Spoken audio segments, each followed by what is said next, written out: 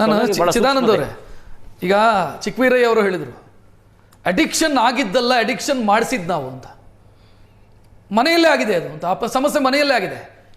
ಈಗ ಮಗುವಿಗೆ ಮೊಬೈಲ್ ಕೊಡಲ್ಲ ಅನ್ನುವಂಥ ಡಿಸಿಷನ್ ತೆಗೆದುಕೊಳ್ಳೋದಕ್ಕಿಂತ ಮೊದಲು ನಾನು ಸರಿಯಾಗಬೇಕು ಅಂತ. ನನಗೆ ಪುಸ್ತಕ ಓದೋ ಅಭ್ಯಾಸ ಇಲ್ಲ, ನಾನೇ ಮೊಬೈಲ್ಗೆ ಬಲಿಯಾಗಿದ್ದೀನಿ, ನನಗೆ ಮೊಬೈಲ್ ಚಟವಾಗಿ ಬದಲಾಗಿದೆ. ನನ್ನ ಮಕ್ಕಳಿಗೆ ಹೆಂಗೆ ಹೇಳೋದಕ್ಕೆ ಸಾಧ್ಯ ಸರ್? ಈ ಜನ್ರೇಷನಲ್ಲಿ ಚಿಕ್ಕವೀರಯ್ಯ ಅವ್ರು ಹೇಳ್ದಂಗೆ ನಾವು ಮೊಬೈಲ್ ಇಲ್ದಿರ ಬದುಕೋಕ್ಕೂ ಆಗೋದಿಲ್ಲ. ಅದು ಬಹಳ ನಾವು ಈಗ ಆಲ್ರೆಡಿ ಬಹಳ ಮುಂದಕ್ಕೆ ಬಂದುಬಿಟ್ಟಿದ್ದೀವಿ. ಸುಮಾರು 10-12 ವರ್ಷದಿಂದ ನಾವು ಮೊಬೈಲ್ಗೆ ಅಂಟ್ಕೊಂಡು ಬಿಟ್ಟಿದ್ದೀವಿ. ಅದು ನಮ್ಮ ನಿತ್ಯ ಜೀವನದ ಒಂದು ಭಾಗ ಸಹ ಆಗಿದೆ. ಅದೇನು ಜಂಗಮವಾಣಿ ಅಂತ ಇದ್ರು, ಈಗ ಜಂಗಮವಾಣಿ ಇಲ್ಲ, ಅದು ವಿಶ್ವವಾಣಿ ಆಗ್ಬಿಟ್ಟು ಎಲ್ಲ ರೀತಿಯ ಒಂದು ಸವಲತ್ತುಗಳು ಆ ಮೊಬೈಲಲ್ಲಿ ಬಂದಿರೋದ್ರಿಂದ ಹಾಗೂ ದಿನನಿತ್ಯದ ಕೆಲಸ ಕಾರ್ಯಗಳು ಅದರಿಂದನೇ ನಡೆಯೋದ್ರಿಂದ ಈಗ ಪೋಷಕರಿಗೆ ಮೊಬೈಲ್ ಇಲ್ದಿರ ಇರೋ ಚಾನ್ಸಸ್ ಆಗೋದೇ ಇಲ್ಲ. ಅಲ್ಲಿ ಎರಡು ಮಾತಿಲ್ಲ. ಈಗ ಪ್ರಾಬ್ಲಮ್ ಆಗ್ತಾ ಇರೋದು ಈ ಮಕ್ಕಳಲ್ಲಿ.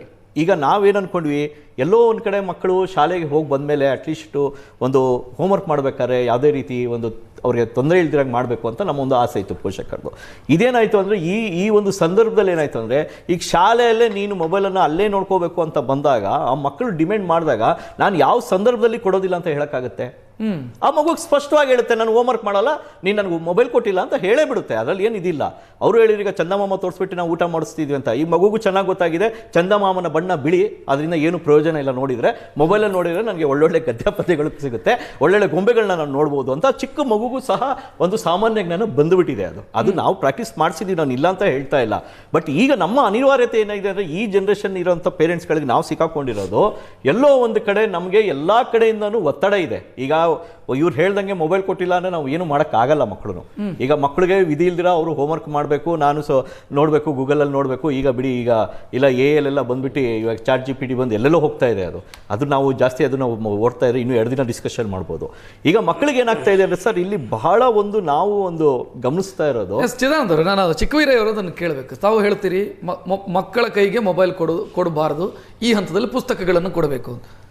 ಚಿದಾನಂದ ಅವರು ಒಂದು ಮಾತು ಹೇಳಿದರು, ಜಗತ್ತು ಬಹಳ ವೇಗವಾಗಿ ಬೆಳೀತಾ ಇದೆ, ಬಹಳ ವೇಗವಾಗಿ ಓಡ್ತಿದೆ. ನೀವು AI ಕಾಲದಲ್ಲಿ ಇದ್ದುಕೊಂಡು ಮೊಬೈಲ್ ಕೊಡಬೇಡಿ, ಪುಸ್ತಕ ಕೊಡಿ, ನಾವು ಔಟ್ಡೇಟೆಡ್ ಆಗಲ್ವಾ? ಇದರಲ್ಲಿ ಮಕ್ಕಳ ಕೈಗೆ ಮೊಬೈಲ್ ಕೊಡಬಾರ್ದು ಅನ್ನೋದೇ ಪರಿಹಾರ ಆಗತ್ತಾ? ಇದಕ್ಕೆ ನಾವು ಔಟ್ಡೇಟೆಡ್ ಆಗ್ತಾ ಹೋಗಲ್ವಾ? ಸರ್, ತಾವು ಹೇಳಿದಾಗೆ ಇಲ್ಲಿ ಭಾಳ ಸೂಕ್ಷ್ಮವಾದ ವಿಚಾರ ಇದೆ ಸರ್. ಇಲ್ಲಿ ಮೊಬೈಲ್ ಕೊಡಬಾರ್ದು ಅಂದರೆ ಯಾವ ವಿಚಾರಕ್ಕೆ ಮೊಬೈಲ್ ಕೊಡಬಾರ್ದು, ಯಾವಾಗ ಕೊಡಬಾರ್ದು, ಎಲ್ಲಿ ಕೊಡಬಾರ್ದು ಅನ್ನೋದು ಭಾಳ ಮುಖ್ಯ ಆಗ್ತದೆ ಸರ್. ಮೊಬೈಲ್ ಕೊಡಬಾರ್ದು ಅಂದರೆ ಸರ್, ನೀವು ನಿಮ್ಮ ಉಪಸ್ಥಿತಿನೇ ಇಲ್ದೇ ಮಕ್ಳಿಗೆ ಮೊಬೈಲ್ ಕೊಟ್ಟರೆ ಪ್ಲಸ್ಗಿಂತ ಮೈನಸ್ಗಳು ಜಾಸ್ತಿ ಓಪನ್ ಆಗ್ತಾ ಇರ್ತವೆ ಸರ್. ಅಲ್ಲಿ ಒಂದು ಯೂಟ್ಯೂಬ್ಗೆ ಹೋಗಿ, ಒಂದು ಫೇಸ್ಬುಕ್ ಹೋಗಿ, ಎಲ್ಲನೂ ಹೋಗಲಿ ಸರ್. ನಾವು ಮೊಬೈಲ್ ಕೊಡಬೇಡಿ ಅನ್ನೋದೆಲ್ಲ ಸೂಕ್ಷ್ಮವಾದ ವಿಚಾರ. ಯಾರಿಗೆ ಮೊಬೈಲ್ ಕೊಡಬೇಕು, ಯಾವಾಗ ಸರ್? ಹಂಗಾರೆ ಮಾಹಿತಿ ಎಲ್ಲ ಬರೀ ಮೊಬೈಲಲ್ಲೇ ನೋಡೋಕ್ಕೆ ಸಾಧ್ಯನಾ ಸರ್? ನಾನು ಹೇಳ್ತಿರೋದು ಲ್ಯಾಪ್ಟಾಪ್ ಇಲ್ವೇ? ನಾನು ಹೇಳ್ತಾ ಇರೋ ಸರ್, ಲ್ಯಾಪ್ಟಾಪ್ ಇಲ್ವೇ, ಸಿಸ್ಟಮ್ ಇಲ್ವೇ? ನಾನು ಹೇಳ್ತಿರೋದು ಒಂದು 50,000 40,000 ಮಾಡಿ ನೀವು ಲ್ಯಾಪ್ಟಾಪ್ ಅಲ್ಲೂ ನೋಡ್ತಾರೆ. ನಾಳೆ ಲ್ಯಾಪ್ಟಾಪ್ ಕೊಟ್ರೆ ಅಲ್ಲೂ ಇನ್ಸ್ಟಾಗ್ರಾಮ್ ಸರ್, ಆದ್ರೆ ಲ್ಯಾಪ್ಟಾಪ್ ಅಲ್ಲೂ ಯೂಟ್ಯೂಬ್ ನೋಡಬಹುದು ಸರ್, ಅಲ್ಲೂ ಎಲ್ಲವನ್ನು ನೋಡೋದಕ್ಕೆ ಅವಕಾಶ ಇದೆ. ನೀವು ಮೊಬೈಲಲ್ಲಿ ನೋಡಿ ಸರ್, ಲ್ಯಾಪ್ಟಾಪ್ನ ನೀವು ಕದ್ದಿಟ್ಕೊಂಡು ನೋಡೋಕ್ಕಾಗಲ್ಲ.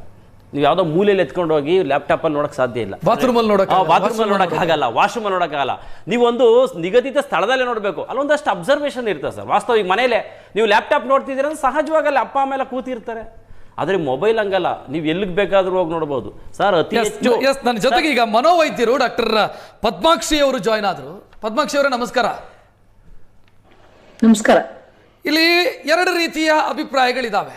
ಒಂದು, ನೆಗಡಿ ಆಯಿತು ಅಂತ ಮೂಗು ಕೊಯ್ಯಬಾರ್ದು ಅನ್ನೋದು ಒಂದು ಅಭಿಪ್ರಾಯ. ಆದರೆ ಇಲ್ಲ, ಮೂಗು ಕೊಯ್ಯಬೇಕಾದಂಥ ಅನಿವಾರ್ಯತೆ ಇದೆ ಅಂತ ಸ್ಥಿತಿ ಬಂದಿದೆ ಅಂತ ಏನು ಹೇಳ್ತೀರಿ ತಾವು?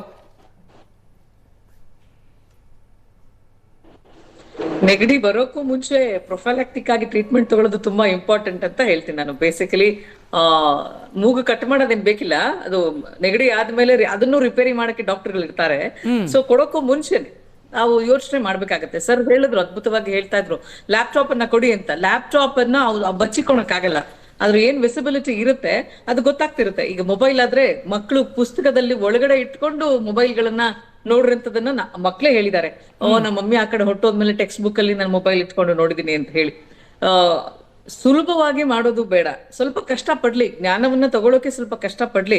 ಎಲ್ಲರೂ ಮೊಬೈಲ್ ಅನ್ನ ಬರೀ ಜ್ಞಾನ ತಗೊಳಕ್ಕೆ ಅಂತ ಏನ್ ನೋಡ್ತಿರಲ್ಲ, ಆಗತ್ತೆ ಬರೀ ಹೇಳ್ತಾರಷ್ಟೇ.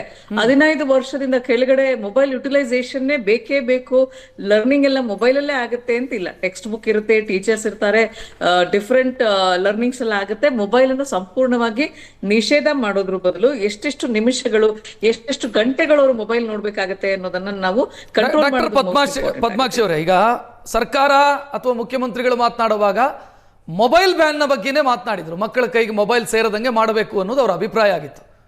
ಮೊಬೈಲ್ ಅನ್ನು ಬ್ಯಾನ್ ಮಾಡಬೇಕು ಮಕ್ಕಳ ಕೈಯಿಂದ ಅಥವಾ ಸೋಷಿಯಲ್ ಮೀಡಿಯಾ ಕಡಿವಾಣ ಹಾಕಬೇಕು ಅಂತ.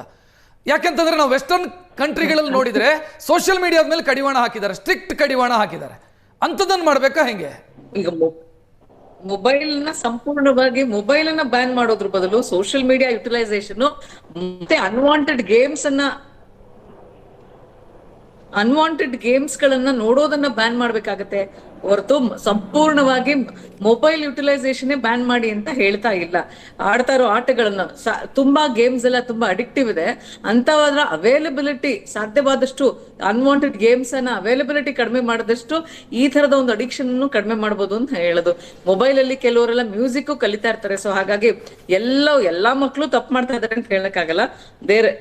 There accessibility to social media, unwanted games, unwanted apps ಗಳನ್ನ ಸಾಧ್ಯವಾದಷ್ಟು ಕಂಟ್ರೋಲ್ ಮಾಡಿದ್ರೆ ಡೆಫಿನೆಟ್ಲಿ ಅರ್ಧ ಪ್ರಾಬ್ಲಮ್ ಸಾಲ್ವ್ ಆಗುತ್ತೆ. It is not only the phone, it is what all are there in the phone also are the problems. Doctor Padmakshi ಅವರೇ, ಒಂದು ಪ್ರಮುಖ ಪ್ರಶ್ನೆ ನಿಮ್ಮನ್ನು ಕೇಳಬೇಕಾಗಿರೋದಿದೆ.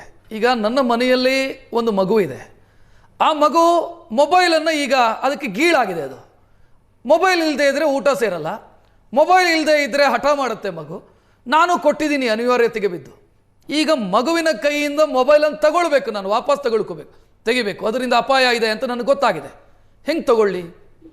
ಮಗುವಿಗೆ ಅದು ಚಟವಾಗಿ ಬದಲಾಗಿದೆ. ನಾನು ಹೆಂಗೆ ಅದನ್ನು ಗ್ರಾಜುವಲಿ ಕಡಿಮೆ ಮಾಡ್ತಾ ಬರೋದು?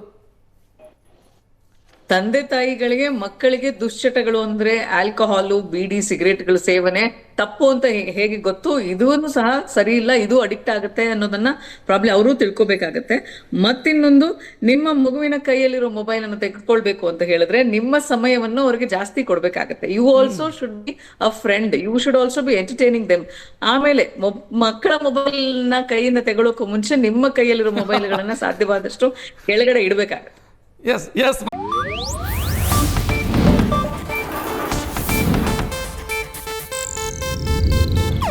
ಇದು ಏಷ್ಯಾನೆಟ್ ನ್ಯೂಸ್ ನೆಟ್ವರ್ಕ್ ಪ್ರಸ್ತುತಿ.